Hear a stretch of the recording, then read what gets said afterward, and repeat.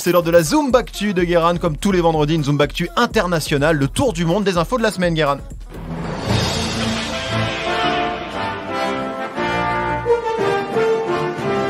Bonjour. Nous sommes le 24 novembre 2017 et c'est la journée internationale du mensonge. Pardon, alors attendez, c'est pas la nomenclature réglementaire. Non, le nom officiel c'est la journée internationale de la Bible. Inventée par des casse-couilles religieux aux États-Unis pour inciter les gens à lire la Bible. Mais c'est Black Friday, on le fait pas.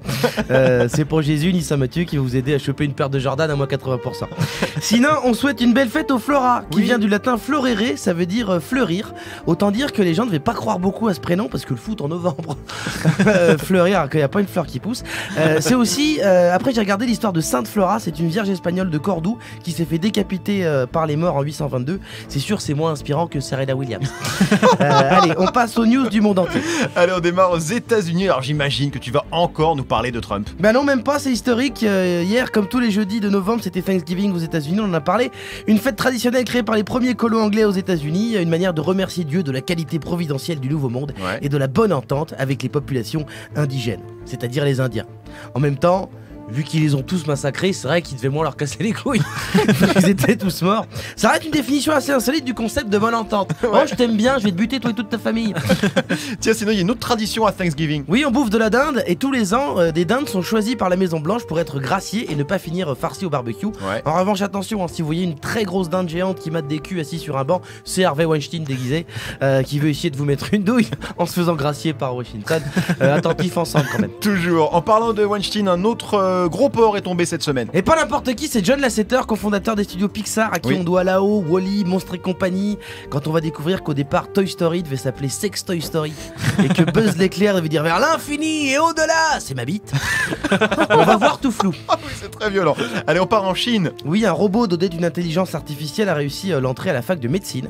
Ça nous annonce un futur assez déprimant parce que déjà que louper un concours, c'est moche, mais si ton grippin connecté devient médecin avant toi, c'est chaud. T'as un petit peu les nerfs. On continue avec le con du jour. Manuel Valls. Ah non, c'était hier, pardon, j'ai l'habitude. Voilà, non, là c'est Mark Hughes, un américain de 61 ans qui est platiste. Il s'est construit une petite fusée individuelle, le but s'accrocher dessus et la faire décoller demain pour prendre des photos en altitude et prouver que la Terre est plate, parce qu'il est platiste. Alors le platisme, j'avoue que c'est ma théorie du complot préférée, parce qu'elle sert à rien. Et comme Mark Hughes d'ailleurs, qui prévoit de voler à 500 mètres d'altitude, donc forcément ce qu'il va voir est plat, parce qu'il va avoir son jardin, 3 champs de maïs. Voilà, alors sa connerie est censée être en live sur sa chaîne YouTube. Ouais. Si vous voulez voir une mort à la con. On sait jamais, ça va être dégueulasse. On continue avec l'étude scientifique du jour. Oui, selon la revue médicale Gastroenterology, composée, j'imagine, de journalistes spécialisés dans la flore intestinale, le caca et le vomi, c'est un peu comme TPMP mais avec des diplômes. Et bien, selon l'étude, il semblerait que dans les produits de base de blé qui peuvent provoquer des troubles de la digestion, le problème, c'est peut-être pas le gluten, mais un glucide qui s'appelle le fructane. Alors, l'étude n'est pas finie et je ne remets pas en cause les vrais intolérants au gluten, mais les hipsters naturaliers à chapeau, bien fait pour vos gueules. Ça fait 3 ans que vous achetez du pain dégueulasse pour rien du tout, et ça fait plaisir. Allez, on termine en Turquie.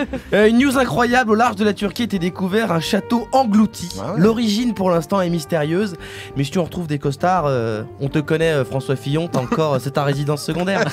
C'est ça, tu l'as englouti. Merci beaucoup Guéran pour ce point très complet de l'actu internationale. Il va vraiment diffuser son vol au-dessus de chez lui sur sa chaîne YouTube, le platiste. Il l'avait déjà fait en 2014, il avait failli crever. Mais faut pas le laisser faire ça parce qu'il va crever vraiment, 500 mètres. Ah mais il aura des likes.